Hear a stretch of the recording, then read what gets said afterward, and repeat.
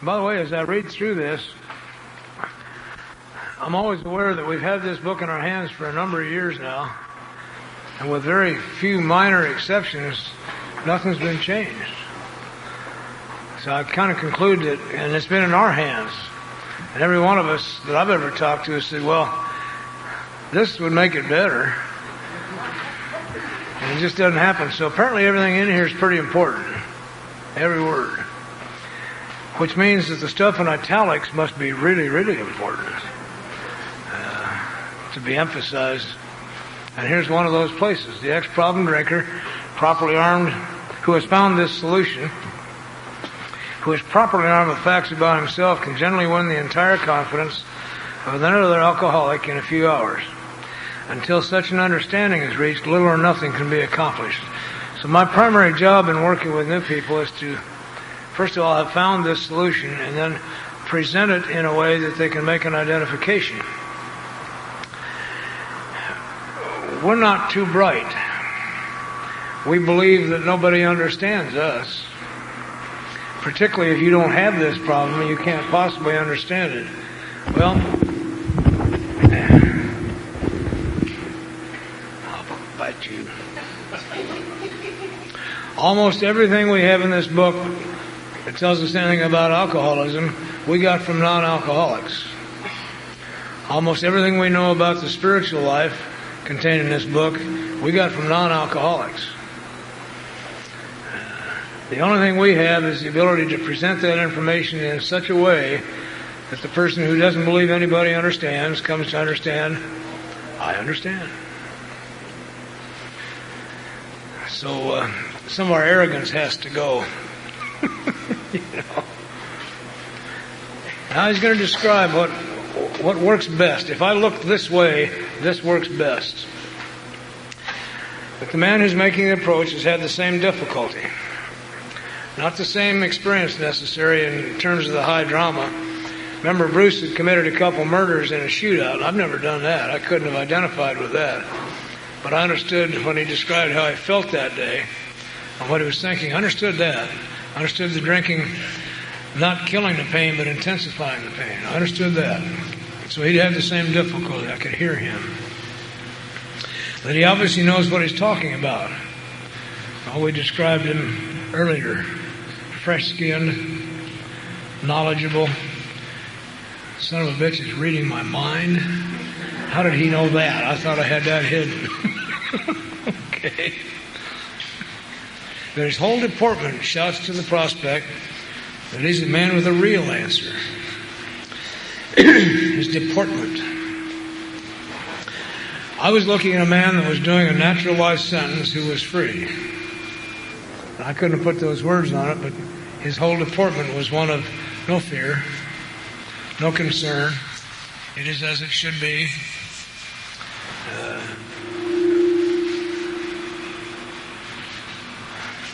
I did something to piss Ben off. Do you hear that? No. That he's a man with a real answer.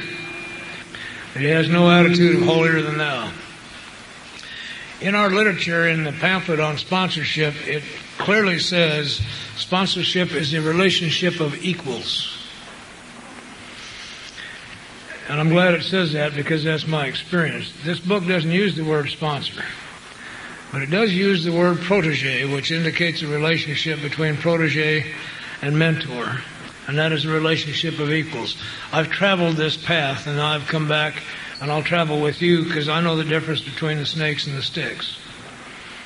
And I can show you how we got from here to there without too many side journeys. That's all.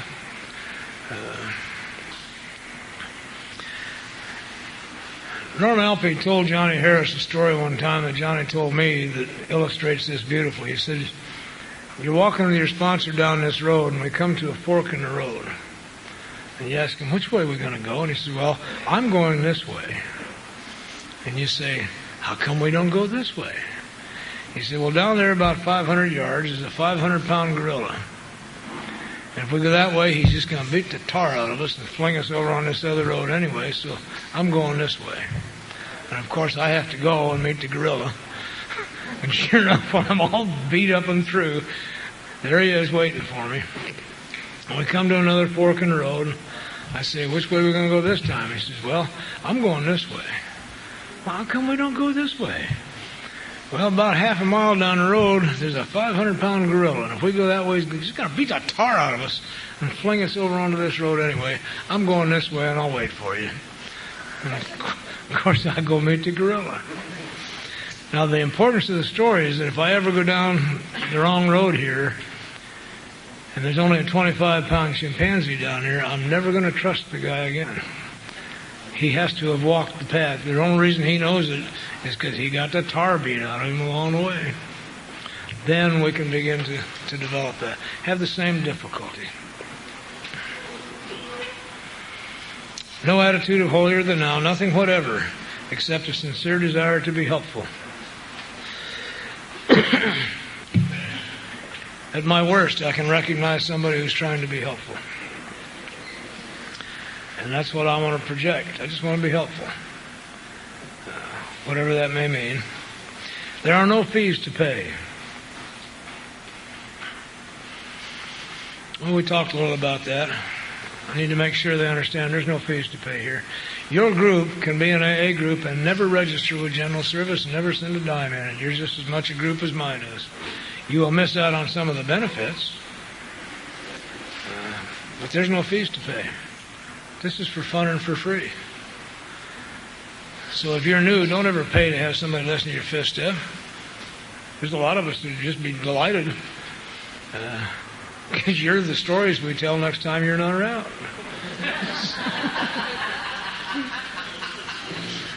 True, isn't it? I may not use your name, but I'm damn sure going to tell somebody about this doofus that I met.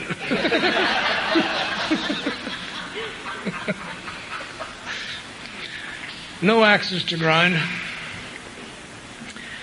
The world sometimes thinks that we are cold. Because I'll tell you the truth. I don't care whether you drink or not. That's up to you. If you want to stay sober, I really care. But if you want to keep drinking, I really don't care. And that's not cold. It's because I know if you do that long enough, I'll get you later. Okay? Most of us don't die. We are tough monkeys. At least not at the beginning. This thing will kill us eventually, but at the beginning, no. We're too tough for that. Very seldom, unless you get hit by a truck or something. We're so tough that later on we come down with sclerosis of the liver, brain dead, and we still get along pretty good for the next 20 years. We smile, we show up at meetings. No axes to grind, no people to please. You do not have to please me for me to love you. You don't have to please me for me to sponsor you. You do have to show up on time. But that's not to please me. It's just that you need to learn to show up on time. Because there's a very important spiritual principle about being on time. See, there is only one time. I cannot experience the presence of God in what was. Nor can I experience the presence of God in what will be. I can only experience the presence of God here and now. And I just need to be on time for that. It means I got to be here for that. We've had some fun with that. If it's truly spiritual, I can find a way it applies right down to tying my shoes. I'll tell you a couple little stories about being on time. You'll notice one of the most irritating personality traits of spiritual people is that they tend to be on time. They're a pain in the neck. They tell you what they're going to do and when they're going to do it, and they go do that, and at the time that they're going to do it, and they tell you what they won't do, and they won't do it. And they're just on time. Most of them don't wear watches. They don't need them. They're on time. If they need to know what time it is, they'll ask somebody or look at the far wall and then decide whether that means anything or not. But being on time is a very important thing in relations with people. If we make an appointment, you cannot waste my time. Only I can waste my time. But if we have an appointment, I will keep it. And I could have been doing something else if you don't show up. In fact, the way I operate with people, because Denver as a city, there's a 10-minute leeway on either side of 7 o'clock. If we have a 7 o'clock appointment. At 10 till, I sit in my chair and I get still and prepare for you. And the chair I'm sitting in faces the street so I can hear you drive up, because it's very important to me, and it will be very important to you, that when you walk up to my door, the door is already open. I'm standing there with the door open. That's how God was with me. So I sit there and wait. So from 10 minutes before until 10 minutes after, I'm ready to open the door. At 10 minutes after, I can reasonably assume, if you haven't called, you're not coming. So I will begin whatever's next. And if you get there at 15 after, I'm sorry. I'm already doing whatever was next. You're too late. And it sounds cold and cruel, but my life is full. But you can't waste my time. But you do need to be on time. Anyway, on my last job, I worked in a community corrections facility. And there wasn't a whole lot of time to go to lunch. But I like to take the people that I'm working with in early sobriety to lunch. I let them pay for it, but I like to they've got to do something. They've got to make a contribution. They feel that. So I let them take me to lunch. I'm taking them to lunch. As a result of hepatitis, I now have neuropathy in my feet. And there's times I walk pretty good, and there's times I can't walk at all. And we have a little place near where I worked that was designed for people with garlic deficiencies. A little Italian restaurant called Dario's. Oh man, it is so, you can smell it 3 blocks away. Mama still cooks. But and it's so good there's no place to park within 3 blocks. Well, it's 3 blocks from my office, so the guy come by to take me to lunch. And we head from my van. He says, there's no place to park up there. I couldn't walk that day. Too good. So he said, let's just walk up. I said, just get in a car. That's sponsor talk if you don't know that. Just get in a car. So we got in the car and we drove up, and as we pulled up to Dario's, a car pulled out from right in front of it, and I just parked there. And he said, oh, isn't this wonderful? God got us a parking place. I just wanted to slap him. I don't have a parking place, God. How arrogant can that be, that God's going to get unbusy from this universe and say, oh, Don needs a parking place. Move that other guy out of the way. No. We were on time. Had we been any earlier, we'd have driven past it before the guy got out. Had we been much later, the guy in front of me would have got it. We were just on time. And I can't tell you how that works. I can just tell you it does. Once you are in rhythm with the Spirit, you just seem to be on time. Well, we had occasion last year, as a matter of fact. Jerry Elkins and his wife and my wife and I went to New York to do one of these deals in New York, and we went early, which meant we had to find our own place to stay until the retreat started. Well, I stay with Shelby. He lives in Brooklyn Heights, and he's rich and has a really nice apartment, and I stay with Shelby. And it's just a given. And Jerry and Gail, Shelby set it up for them to stay down in the East Village with a friend of his. Very nice. We were down in Myrtle Beach, and one of the guys from New York that I sponsored that now lives down there was at the conference. This was a couple months before, and I said, we're coming into New York. Do you have somebody that can pick us up at LaGuardia? And he turned to John Cognatello, who was sitting next to him, and said, John will. And John was thrilled, because we're celebrities to John. Of course, he'd love to. And I don't take advantage of that, but I don't stop it either. We'll get him straightened out later. John picks us up at LaGuardia, and we're going to drop Jerry and Gail off first before we go over to Brooklyn Heights. As we crossed the bridge, it was very clear, because John said so. He had never driven in New York before. He lived there, but he'd never driven there. And there's never a place to park in the village. We got to the corner where we're supposed to drop them off, and a car pulled out, and there we were. So we told John about being on time, the story I just told you. The rest of the week was wonderful. He was just click, click, click, click, click, click, click. And then we had that marvelous Italian dinner at his folks' house the night before we left, a 5-hour feeding frenzy. Well, it's a community. Everybody brings food, and everybody eats and laughs and yells, "I love you," at the top of their voice. And we stayed at his mother's house, and he was supposed to pick us up at 5, get us to the airport, and he didn't there at 5. He didn't there at 5:15 either. So his mother called. He hadn't got out of bed yet. We just barely made our plane. And on the way over, John said, I got so intrigued with this being on time stuff that I started to try to manage it. So don't try to manage it. Just be on time. And the funny thing is, even if you're late, you're still on time for whatever you're going to do next. But it's important in human relations to keep that commitment within the prescribed leeway. Well, it's easy for me to get off track. Except that isn't off track.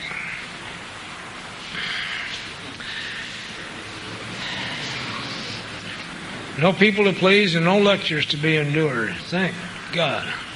I've been lectured at as much as I can stand, and I try very hard not to be a lecturer. I'm a storyteller. I try to develop storytellers because I love stories.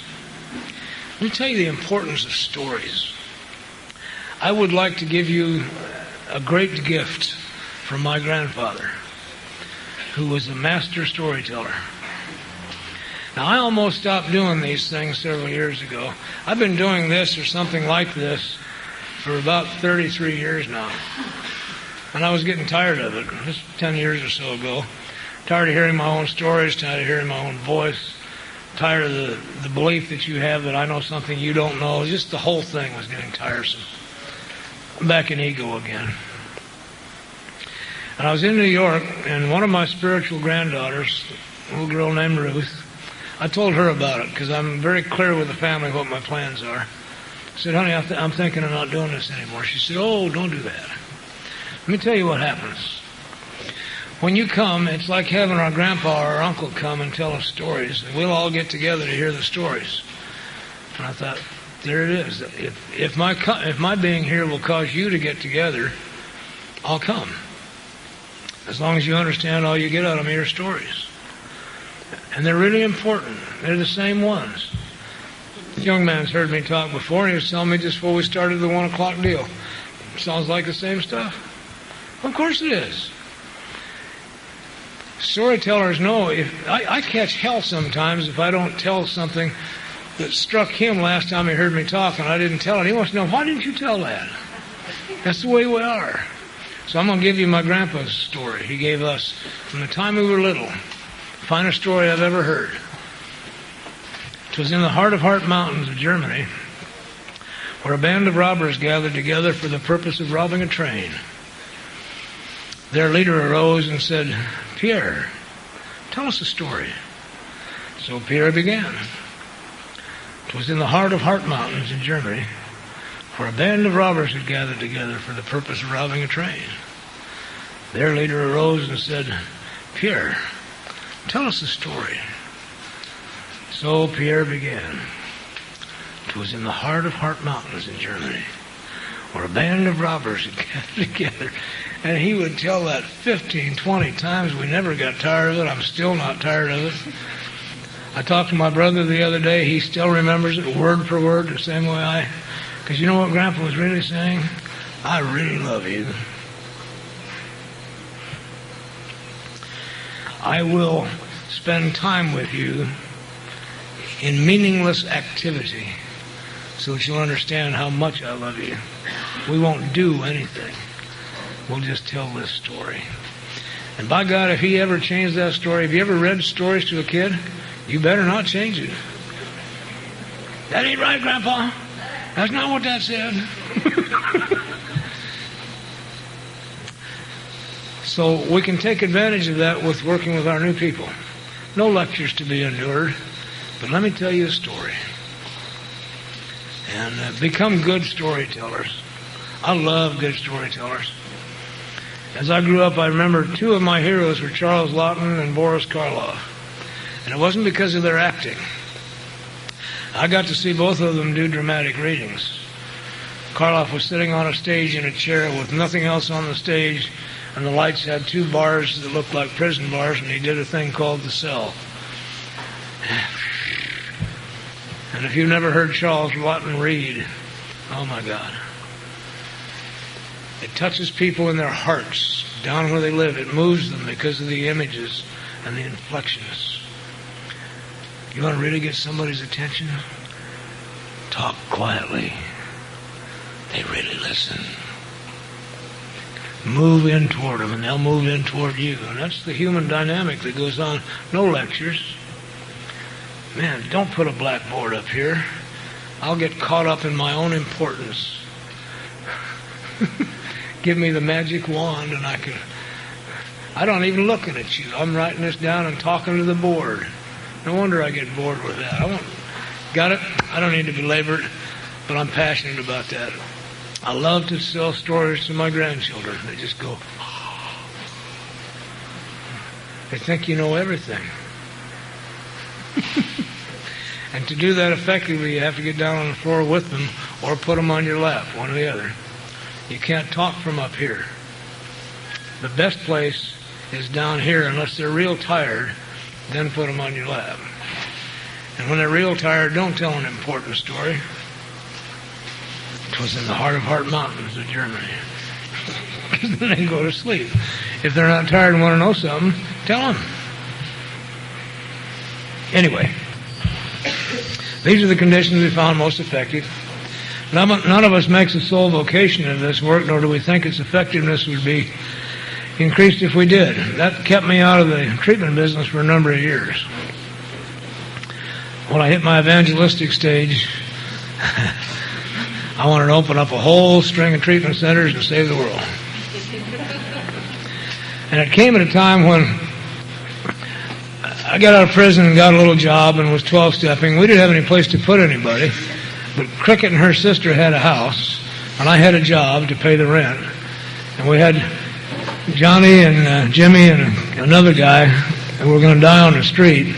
So I volunteered to move in, take one of the bedrooms, and pay the rent. And we'd take drunks in off the street, and we called it the Hand of Hope. Just poetic as hell. And we ended up with 17 drunks sleeping on mattresses in the basement. Just had a wondrous time.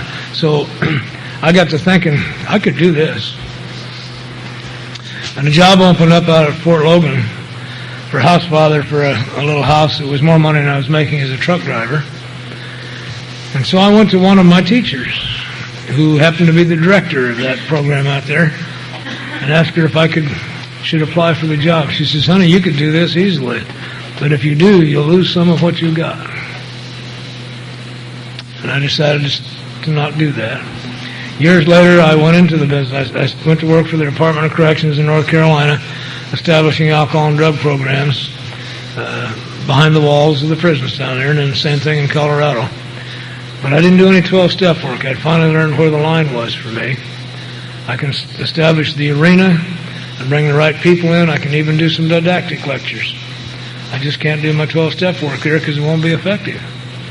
I deal with the kind of people that if you're getting paid for it, they don't believe a word you say. Not a word. So what I did was bring you in. I opened the program and got 75 volunteers and brought 5 of you in every week. You talk to them. I'll clean up after you. Just get in here and talk to them. And when they get out of here, I'm going to send them to you. Be ready. Because I can't work with them. I really believe this is true. I won't be effective working with them. My home group used to meet at that facility, and the guys would come to me. They'd come to the meetings just so they could try to finagle me into doing something for them. And I was clear. I told them, I don't work here at 6 in the morning. I'm just an AA member. I can't do a thing for you. See me in my office after 9. We can do that. So, okay. Enough lecturing. Our very lives as ex-problem drinkers depend upon our constant thought of others and how we may help meet their needs. He describes 3 different kinds of drinkers. Again, I'm trying to help diagnose people. They were trying to help me understand what is alcoholic. Well, let me see. Which one of these am I? And so he describes them. Moderate drinkers have little trouble giving up liquor entirely if they have a good reason for it. They can take it or leave it alone. No, that's not me. I can't take it and I can't leave it alone either. So I'm not a moderate drinker. And it doesn't have anything to do with the amount, you'll notice. It has to do with the ability to take it or leave it alone. Okay, so what's next? Well, we have a certain kind of hard drinker.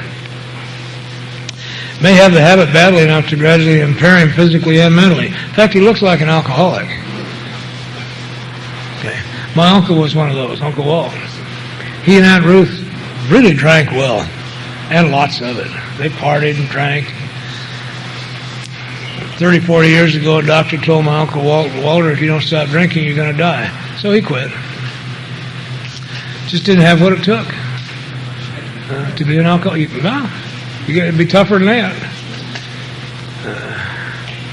You got to be tough enough to steal from your children and lie to your wife and family and sleep in gutters.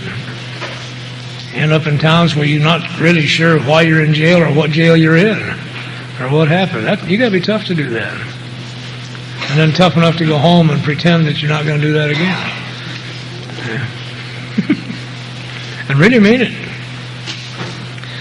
May cause him to die a few years before his time. A sufficient amount of alcohol will kill you because it kills brain cells and it just does all kinds. It affects the liver and the pancreas and all kinds of things. So just drinking alcohol heavily for a long period of time could kill you. If a sufficiently strong reason such as ill health, falling in love, or a change in your environment, or the warning of a doctor becomes offered, this man can also stop or moderate, or he may find it difficult and troublesome and may even need medical attention. Is that me? Well, let me think back over the numbers of times when I had really good reason to stop. The morning I woke up in a padded cell and don't remember how I got there, in the Boulder County Jail. That got my attention. I don't mind waking up in a padded cell, but I'd really like to know how I got there. I'm missing a whole piece of my life where I was here when I last remembered and now I'm here. That kept me sober 6 weeks. Good deterrent. I was on federal parole and they came awful close to sending me back for that one. Yeah, that gave me sufficient reason to quit. Could I? No. No. Numerous other events that we don't even need to go into that are sufficient that I can take my mind to that and say, is that me? No. I've had more than enough good reasons and couldn't do it. So what does that leave? Well, the real alcoholic. What does that one look like? It may start off as a moderate drinker. May or may not become a continuous hard drinker. So it isn't the amount that I drink. May not ever become a hard drinker and still be an alcoholic. But at some stage of his drinking career, he begins to lose all control of his liquor consumption once he starts to drink, and there's the key. When I start, what happens? What happens to me after the first drink? Second drink. I lose control of the amount. I not only want to have 2 beers and relax and end up drunk, there are times I have wanted to get drunk and drank so much I should have and couldn't. Had to stop part way, just couldn't do it. Other times, I'd be drinking and had so much to drink, I'm ready to go into a coma. But I needed a drink so badly, I'd stick my finger down my throat and upchucks when I had room for some more alcohol, because I got to have a drink. That sounds more like this guy. Doesn't take much to diagnose that.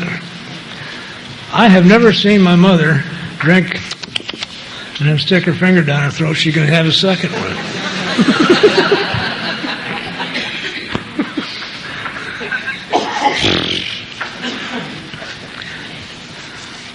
So they helped me identify that.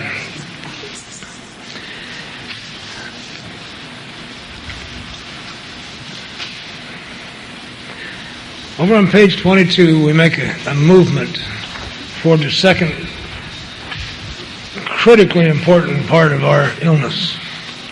We know that while the alcoholic keeps away from drink, as he may do for months or years, He reacts much like other men. We are equally positive that once he takes any alcohol whatever into his system, something happens both in the bodily and mental sense, which makes it virtually impossible for him to stop. The experience of any alcoholic will abundantly confirm this. These observations would be academic and pointless if our friend never took the first drink, thereby setting the terrible cycle in motion. Therefore, the main problem of the alcoholic centers in his mind, not his body. Oh. Isn't that awful? I've got a mind that won't work. And you can't solve the problem with the problem.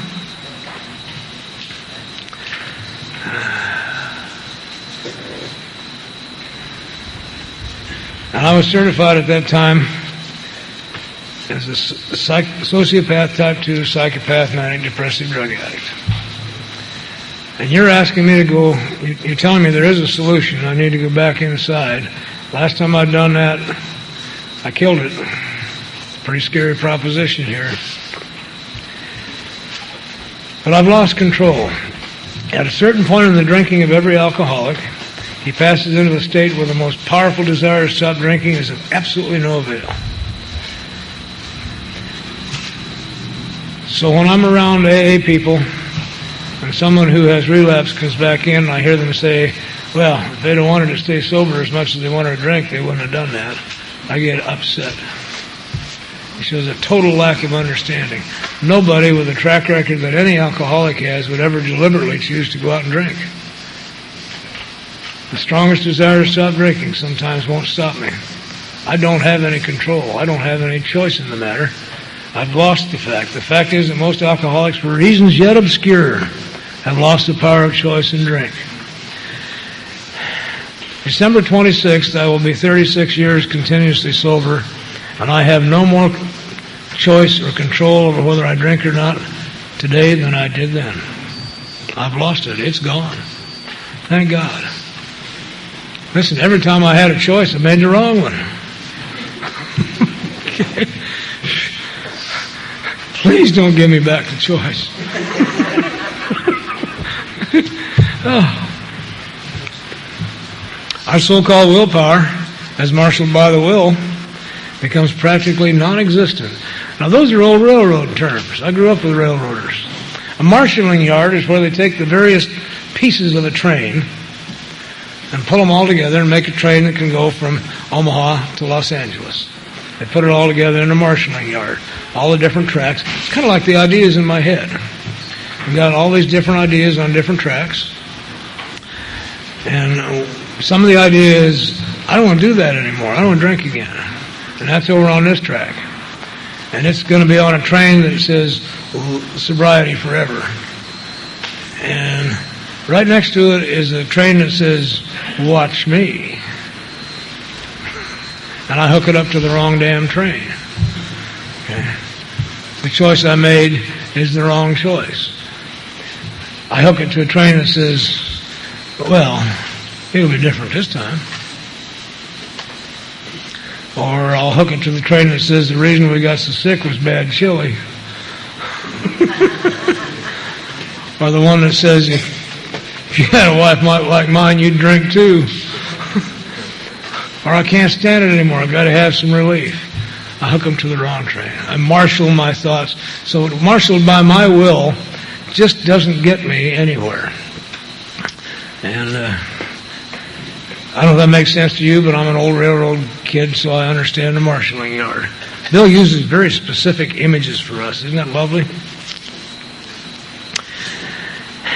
We are unable at certain times to bring in to our consciousness with sufficient force the memory of the suffering and humiliation of even a week or a month ago. We are without defense against the first drink. I am still on my own, completely without defense against the first drink. I am concerned for people with long-term sobriety because I'm watching them either drink again, or for those to whom drinking is no longer an option, they're killing themselves. But mainly the drinking ones, because we don't have any effective mental defense. I doubt seriously if I will drink because of lies anymore. You would all have to get together for about a week to come up with enough lies to convince me logically it's okay for me to drink. But I can tell you from the personal experience I had how close I am on my own. I truly have to rely upon the Spirit within to protect me because I don't have any personal protection. And about, 15, 18 years ago, I was flying back from New York. I had done some AA thing back there. Didn't hurt anybody. So I was in fit spiritual condition. It was a good weekend. I'm on a flight to Denver. I'm going home to the family that I love beyond anything I can describe to you. So I'm in fit emotional condition. Because I fly with United quite a bit, from time to time, they bumped me into first class. I used to think it was because I was special. I talked to the United employee one time. They said, well, what really happens is that we can't sell that first class seat, but we have somebody that will buy your seat if we can get you out of it. So, put you up front there, feed you, and then we can get the revenue off. Well, okay. Leveled me down. I had done God's work well. I should get first class. Baloney. I came down here at the rear end of that Continental airplane and had to make it, never mind.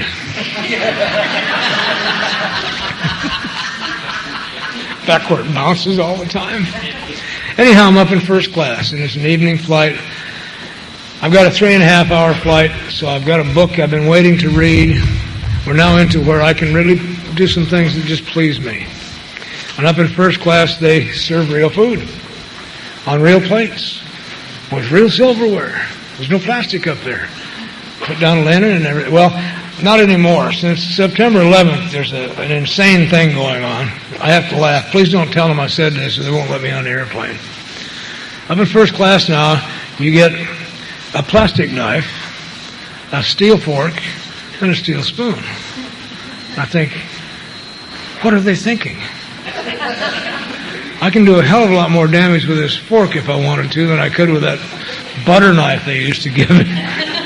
But I don't say anything about it because I don't want anybody telling TSA that I said anything. So, but we're up there. The lights are good. I've got the reading light on and the cabin lights are kind of down and they're beginning to serve supper. And out of the corner of my eye, I noticed the flight attendant pouring this burgundy red stuff into my seatmate's glass. Now, please understand, I don't see alcohol. That's why I'm so vulnerable. God has removed that from me. It has to be brought to my attention, which leaves me very vulnerable. And I'm watching this, and the way the light hit it, it just caught me. And I looked over there, and my mind said, that really looks good. Well, that was the truth. It really did. Not seeing wine or alcohol. Then immediately my mind said, I bet that's going to make his whole dinner taste good. Well, of course it would. That's one of the functions of wine. I'm starting to dip into what I know about wine without thinking about it. I said, I bet that's going to taste good too. Well, of course it would. Why else would she give it to him? And at that point, all I can describe to you is that a prayer began in me. The Spirit awakened in me. There's a thing that happens in me that I recognize instantly from long years of practice that says, get inside and sit still. That's the imperative, just like I would tell my children, freeze. So I pulled away.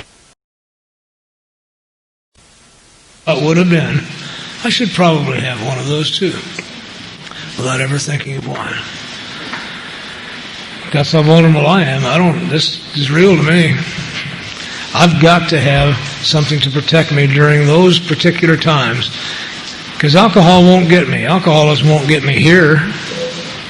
It'll get me at 37,000 feet when you're not there. So there's a good reason for me to find some kind of power greater than myself to take care of me. Because I obviously can't. The obvious consequences that follow taking even a glass of beer do not crowd into the mind to deter us. Early on, I've heard people around AA say, don't forget your last drunk or you may not have had it. Well, I'm sorry, that doesn't make sense to me. Remembering my last drunk, I don't believe will keep me sober. I remembered many of them, and they didn't keep me sober. I don't want to forget my last one, but not for me. My last drunk was a doozy. It might help you. It won't do me a bit of good. I remember it clearly. Woke up in a padded cell in Boulder County Jail. My children had been taken away and put in a foster home. Kept me sober 6 weeks. And I remembered that very clearly.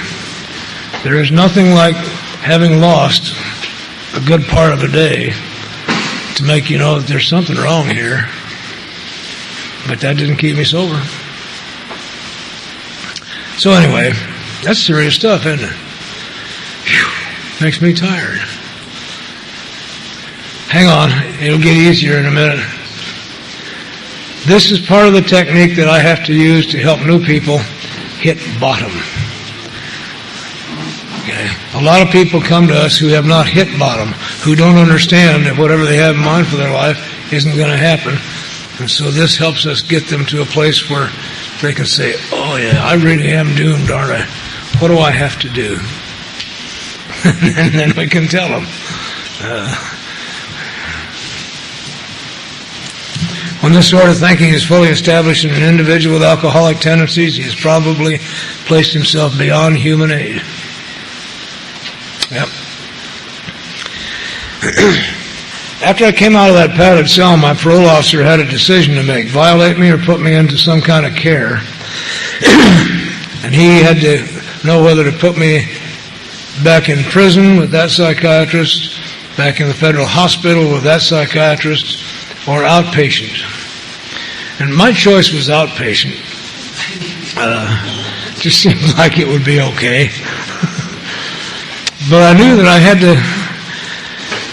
I had to be just crazy enough to need some help, and not so crazy that they'd lock me up. So I went to the Denver Library and got a book and studied for the Rorschach test, because then I'd get one, the ink blot test. Okay. They got books that tell you how to interpret that stuff. And I studied enough to know just how crazy I had to be staying outpatient. And I looked at their ink blots and I gave them exactly what they wanted, and they agreed I needed help. But outpatient would be good enough. I'm beyond human aid. They assigned me this very nice psychiatrist. Lovely man. And 3 weeks later, he was smoking marijuana with me. Well, if you can't beat him, get him to join you, right? I'm beyond human aid. I'm not saying I turned him on. He was ready. And when the student is ready, the teacher...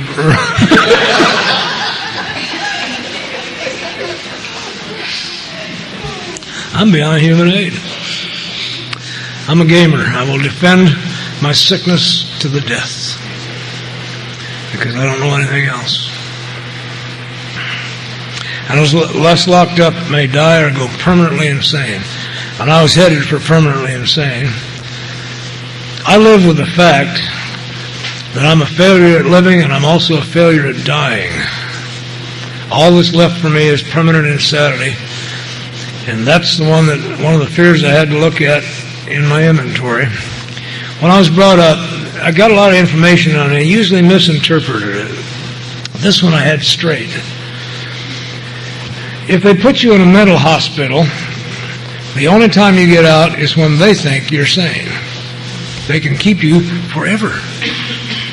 And I knew that when I drank, I was insane. I did insane things.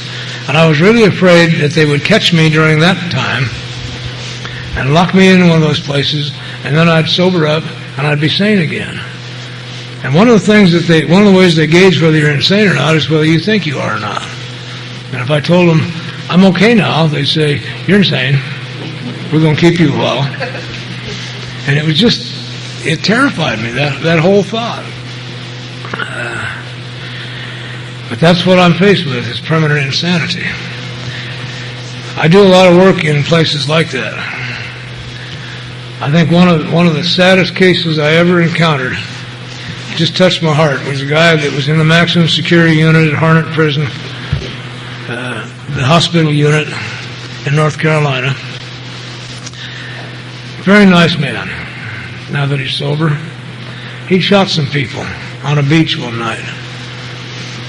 In his hallucinations, he hadn't shot people.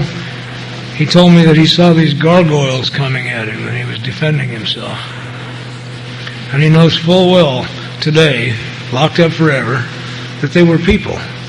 But his reality was that they were gargoyles. And he had to defend himself.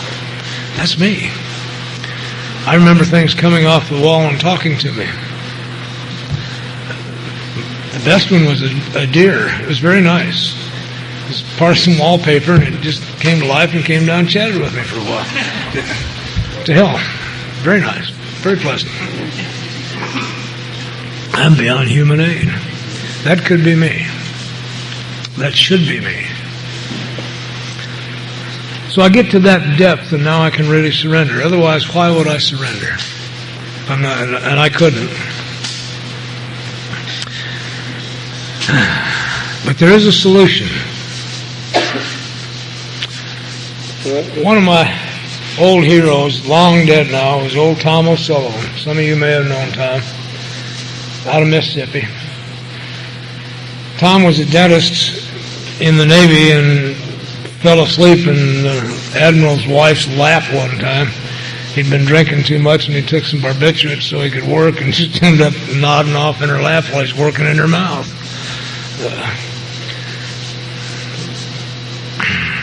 Tom used to say, if you're here looking for an answer, well, we don't have any answers here.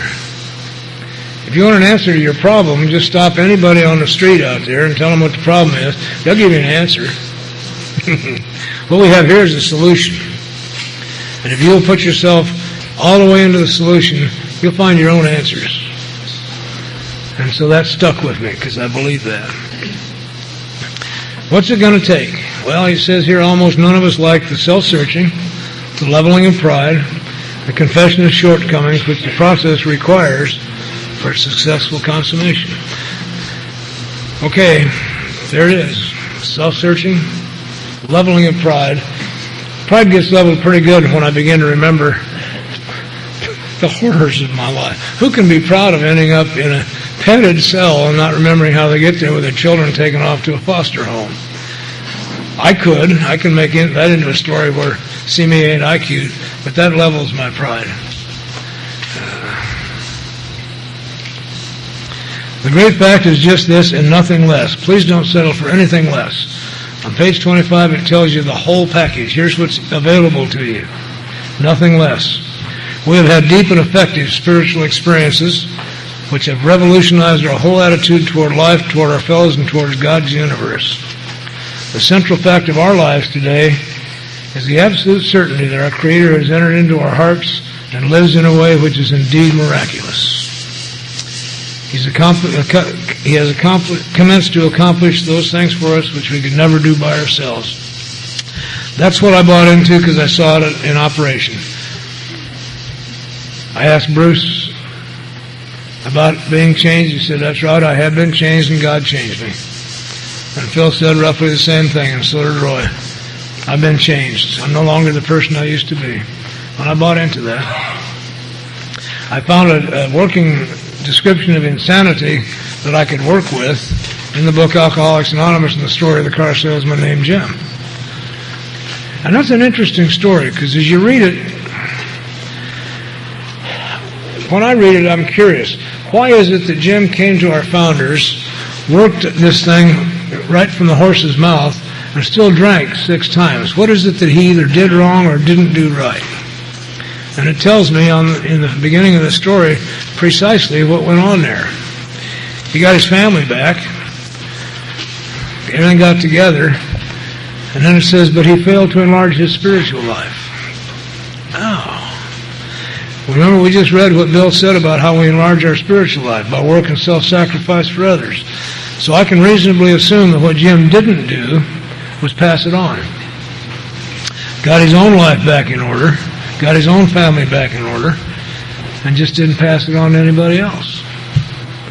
And that's the only thing I can find that he didn't do when he sat down that day and that insane thing in his head said, well, you can have an ounce of whiskey if you just put it in your milk.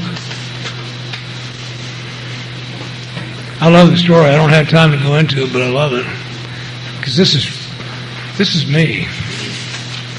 A little low-grade resentment in the morning. Words with the boss that escalates it. Driving out in the country to sell a car. Isn't that nutty? I'm a car salesman. I should stay in the city where there's people. No, I'm going to drive out in the country and sell a car. By the way, I'll stop at this roadhouse while I'm there. And while I'm here, I might as well have an ounce of whiskey because I put it in my milk. Now, that's crazy enough because you know what whiskey does to milk. But he did it twice. I'm smart enough to throw the milk away. To hell with it. No. Whatever the precise definition of the word may be, we call this plain insanity. How can such lack of proportion or the ability to think straight be called anything else? Good, it's going to cool down. Oh, we would love some of that. We've been in a drought for 2 years. So that's what's wrong with me. Lack of proportion and lack of the ability to think straight. So I'm made to think about that. What does that mean to me? I don't really get angry. I go from calm to killer rage. Just like that. Always been terrified of that. That I'd hurt somebody in the midst of that. It's like having a grizzly inside of me. And when it comes out, it's immediate and it's dangerous. And I was afraid I'd kill somebody, so I kept it in. Fear is for sissies. Fear is that thing you do when you pay 50 cents and get on a roller coaster and get scared pretty good. That's fear. I like raw terror. Makes me feel alive and useful. Okay. Right out there on the edge where life and death are real options at any given moment. That's what I like. It burns you up. Uses up all your resources. It makes you feel like a coward. But I like raw terror. Short of money, get a second job. That'll pay for the babysitter. And you're still short of money, so you get a third job. Clear out of proportion. If you don't have a job at all and somebody offers you one at $6 an hour, nah. If I can't make $15 or $20 an hour, I'm not working. Right? Yeah, with my natural talent. Yeah, we'll start at that first. Yeah. So this has real meaning. It's not just words. Lack of proportion. And I can't think straight. I'm rubber-minded, they said. Ideas get in here and bounce off the rubber walls, and they get warped. And they're only partial ideas anyway, and they belong to you, not me. And so I can't think straight.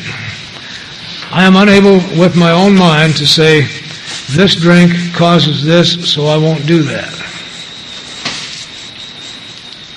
It isn't there. Good. Again, my pride is leveled. My ego is reduced some more.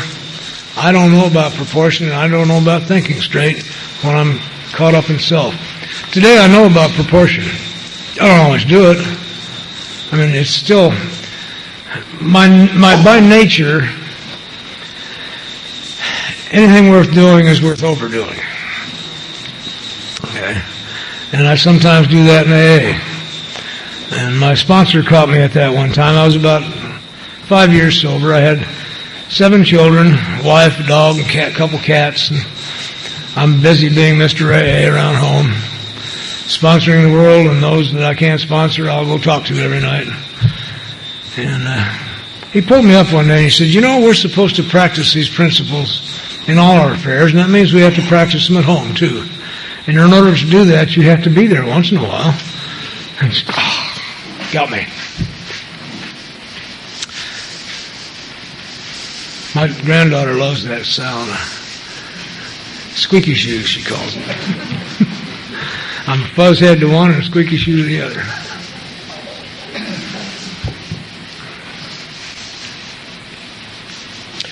I am unable on my own, because of my total self-centeredness, to understand the consequences of my actions, how they will affect you. I just don't have it. It isn't there. I can rationalize, I can justify, or I can ignore. So that's me. That's the kind of insanity I suffer from, and there's no treatment for that. I just have to have a new mind. The one I've got is just too warped.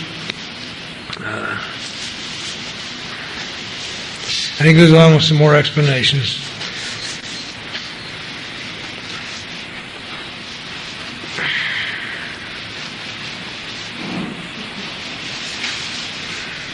And we have so much to do and so little time to do it in. Bill rarely ever preached. Bill really kind of, after the groups got a hold of him and laid him out, you remember, have any of you seen that lithographed copy of the book that he sent to the groups for the final editing? It's very preachy. You can get it from New York. Just before publication, Bill sent the existing groups the book so they could do the final editing. You talk about miracles. Have you ever tried to write anything with a committee? Or let a committee edit it? Jesus, we're lucky we even have this thing. But it changed from you shoulds to we did. Those changes were clear. One of the things I wish they'd left in here, there's a place in there where it says if you read the book to this point and are not convinced, perhaps you should just throw it away or read it again. So what we have is part of a group effort. Bill was the author, but we all helped him say, you might want to soften this a little bit. We don't want to polarize anybody and run them off. But on page 43, he's absolutely dead center and clear. The alcoholic at certain times has no effective mental defense against the first drink. And I got to tell you, if it's going to happen at all, I just assume it will happen every time in my mind. At certain times, I don't want to risk my life on certain times. I'm totally without power. Except in a few rare cases, neither he nor any other human being can provide such a defense. His defense must come from a higher power. That's the way it is. So, I love you. I love being with you. You're my family. But you can't keep me sober. You can't keep me sober. If AA could keep everybody sober, everybody who came to AA would still be sober. If meetings could keep people sober, everybody who came to meetings would still be sober. If reading the big book kept people sober, everybody who read the big book would still be sober. And you don't have to have been here 10 days to know that not everybody stays sober. It seems that one of the natures of alcoholism is that alcoholics drink alcohol. And it just keeps right on happening. All of those things together seem to provide a power that makes me want to stay sober by turning my will and life over to the care of God. God keeps me sober. AA did not get me sober. I was 5.5 months sober when you found me. You didn't get me sober. And you can't keep me sober either. But you can make my life so worthwhile that I'm willing to surrender every day.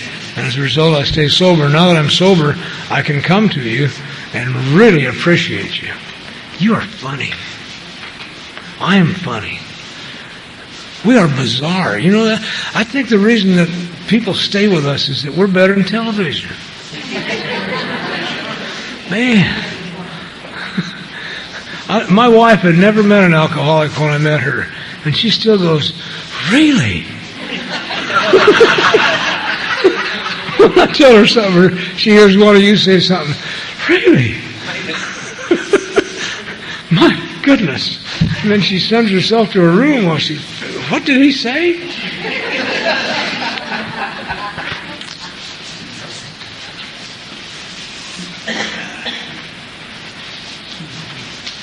They said to me, we don't think you're a sociopath or a psychopath or a manic depressive drug addict. We think you're just a good actor. We suggest that you forget everything you think you know about anything, particularly spiritual matters. Did my little fight with it. Did I tell you about my third step prayer? I think I did. Yeah. Went back and bitched at him. After he destroyed all my concepts of God, and I suggest to you that the book does not use the word concept, it uses conception. very definite difference between them. A concept is already a formula that's already complete and boxed in. No place to grow. A conception is a basic idea that is flexible, that has room to grow. And Bill uses conception. So I got nothing left. I've given 3 talks this weekend. Did I talk to you about I don't want to be redundant, did I tell you about the brown man? Because that was my awakening. Good. I told somebody else about the brown man. I had a final reservation about surrendering entirely to God because I knew that if I did that, He had work for me to do. And I didn't want the job because I knew what it was. Dumb. I have never been afraid of the unknown. I love the unknown because that's where the action is. What I'm afraid of is what I think is going to happen, and I make it up. And I had a reference for turning your life and will over to the service of God. We called him the brown man when I was in high school. He was an old man that stood on the corner of Colfax and Broadway in a brown suit and a brown hat and a brown tie and brown shoes and kind of a brownish attitude. And as people walked by, he'd say, "Have you been saved, brother?" And try to hand them an awake or a magazine. And I knew that if I turned my life over to God, that's what He'd make me do. And I didn't want the job because we used to drive by and make fun of him. And that's what I thought would happen if I served God, is that you would make fun of me. And I would rather die than feel foolish. Just couldn't face it. Told Bruce that, and he said, "Well, let's talk about that." Now, if you're new, let's talk about that as sponsor talk. It does not mean let us talk about anything. Just means be quiet for a minute and we'll see if we can drill through that stubborn head of yours.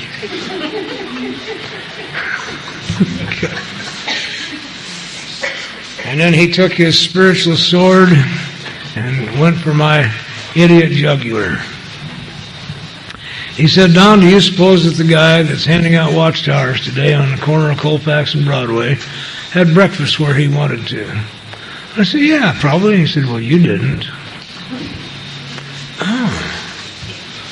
Do you suppose that that man is making a fool of himself by asking people if they've been saved is wearing the clothes that he picked out to do it in? I said, "Probably." He said, "Well, you're not. Do you suppose when he's all through making a fool of himself down there that he gets to go home?" Man, he had me because I didn't. And what he did by great love was carry me into and lay the foundation of my new mind, which is very simple. Anything at all that God may have in mind for me is better than anything at all that I will ever have in mind for me, period. And I have been living that way for 35 years. And I act willfully sometimes, but that is how I live. Because I believe it. My very best thinking puts me in a penitentiary, my children in a foster home, and a mother in a position to say on Christmas Day, "You and your kids can't come to my house." It's the best I can do. Whatever he has in mind. Okay? I pondered this in myself and went back to Bruce because I became willing to go to the corner of Colfax and Broadway and hand out watchtowers, and I told him I could do that. And he laughed at me. He said, "He's already got a guy down there doing that." Probably has something else in mind for you. Just can't get away with nothing here.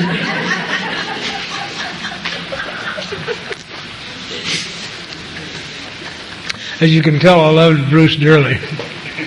He drank again. Thank God for the way he taught me that it doesn't matter what anybody else does. What are you doing? He got a commute 17 years after he got into that penitentiary. They commuted his sentence and turned him loose. And this was truly a spiritual guy. Within 3 weeks, he was drunk. And he and I have talked about it. I've talked to people who drink again because I want to know what the hell happened here.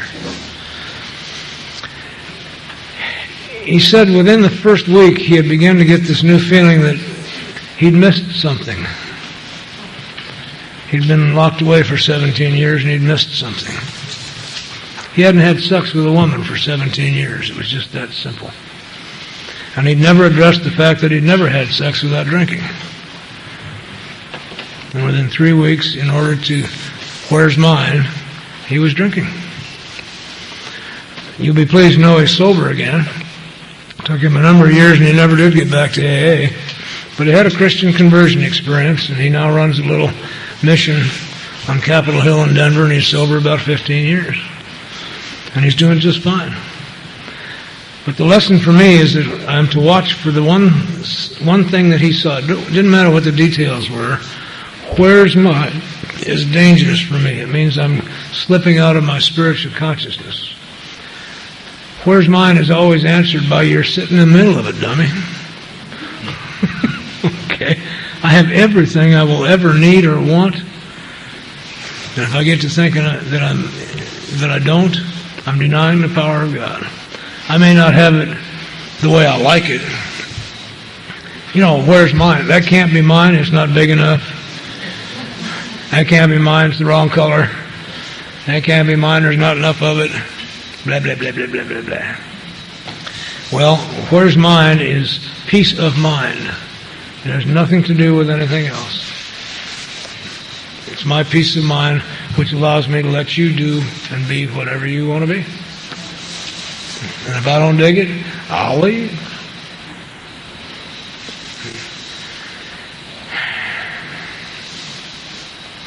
Lack of power, my dilemma. I have all these great ideas and I've given them to you. Now what? Wouldn't it be lovely to live that way? I don't have enough power. That's my dilemma. I have to find a power by which I can live, and it has to be a power greater than myself, obviously. And you ain't it. I'm sorry.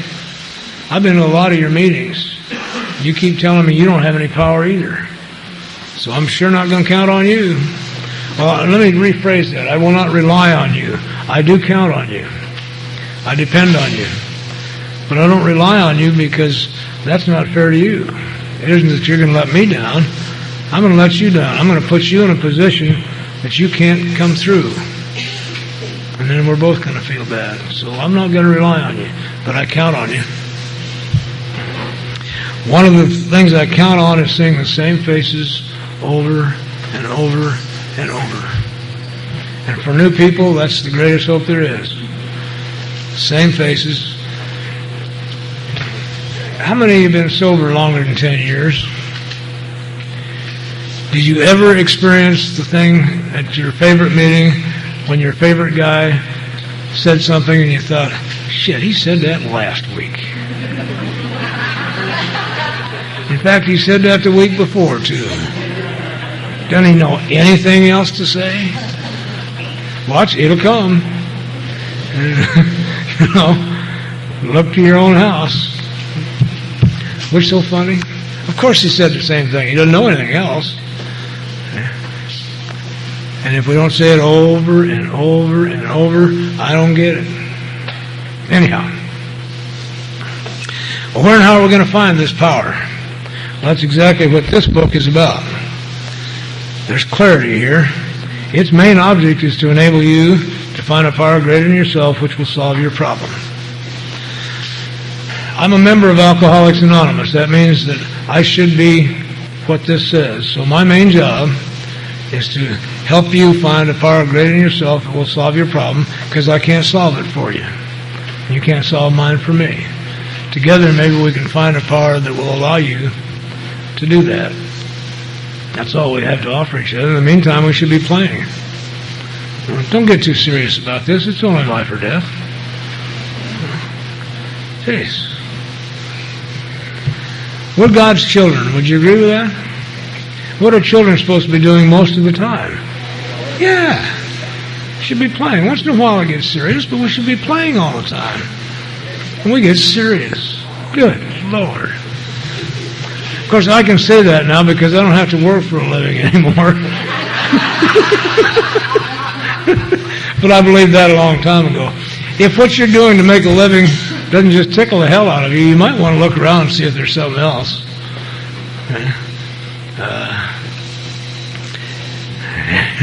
That's a whole different 2-hour talk.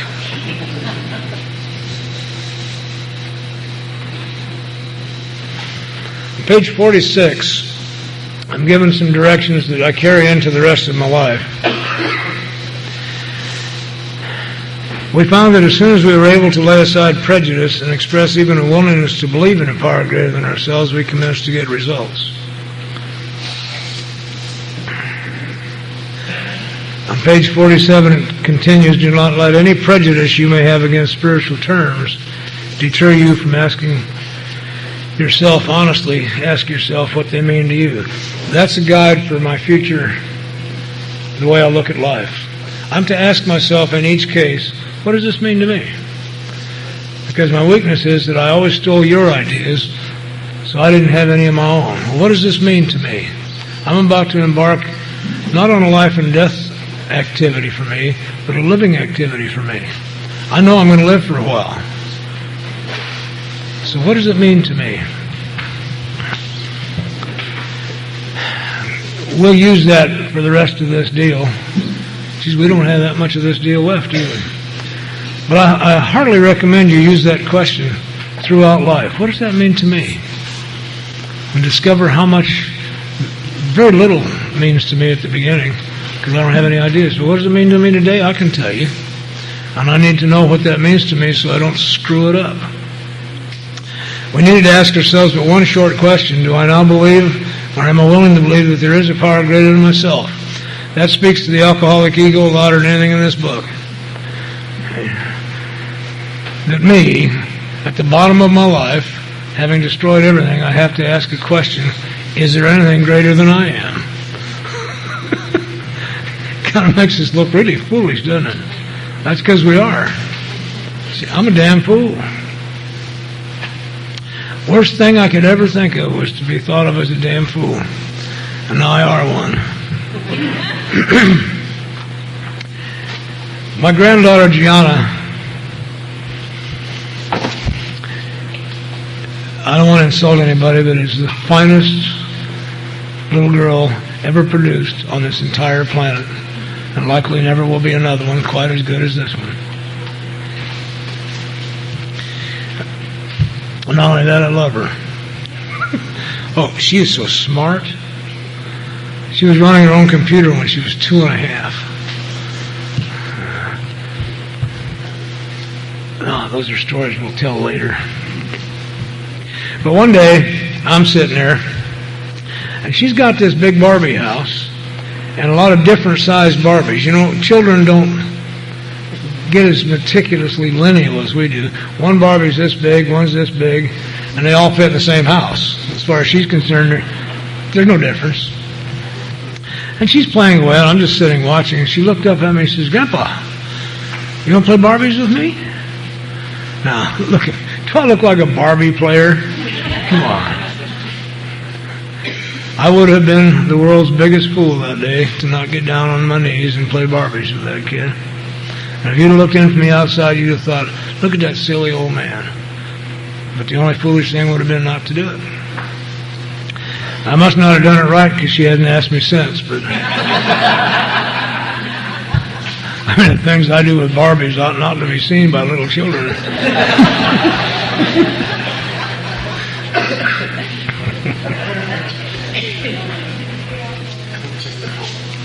So yes, I do believe there is a power greater than myself because I have seen it at work.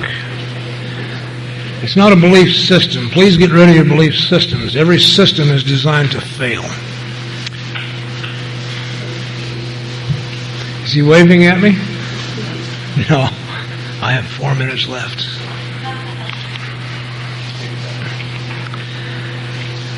But I'd seen the people who had changed, and they said, we'll show you how it is that the change came about. I've come now to believe that there is a power greater than myself that I can actually interact with. There will be a relationship here.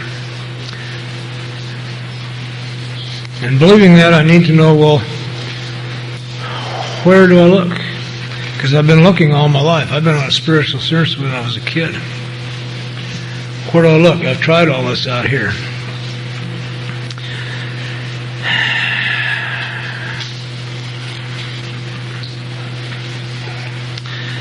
Deep down in every man, woman, and child is the fundamental idea of God. It's over on page 55. It may be obscured by calamity, by pomp, by worship of other things, but in some form or another it's there. Oh, I know about pomp. See, I'm also capable of being a pompous ass. You know what pomp is. That's some skinny, scrawny little guy that has nothing going. And so that you don't see that, puts on great big furry robes with ermine collars and hangs with gold and just even allows you the right to be wrong. He's so generous. That's me. When I feel threatened, I can be a pompous ass. Or when I feel alone or hurt, I can be a pompous ass. I know about pomp. Calamity's easy. Calamity's a subjective term. There are real calamities, but the one we're talking about, his dinner wasn't ready. My life is over. Gianna brought that to my attention the other day, too. She and the boys were playing in the backyard, and there's 5 or 6 balls, and she wanted the green one. And the boys discovered she wanted the green one. There's no way in hell she's going to get the green ball out of it. You know how boys are. And I'm just sitting on the porch swinging, and she came up and sat down on the swing next to me and snuggled up. And she said, "Grandpa, they won't give me the green ball. They've ruined my life." But I thought, thank you, G, that's how I used to be. Your calamity may very well be my entertainment. Well, you know, most comedy is based on somebody falling on their ass. And as long as it isn't me, it's funny. So I have to get some balance here. And what do you want me to do, Ben? Stop? Y'all want a quick smoke break? Okay, we'll stop here because I've really got some things.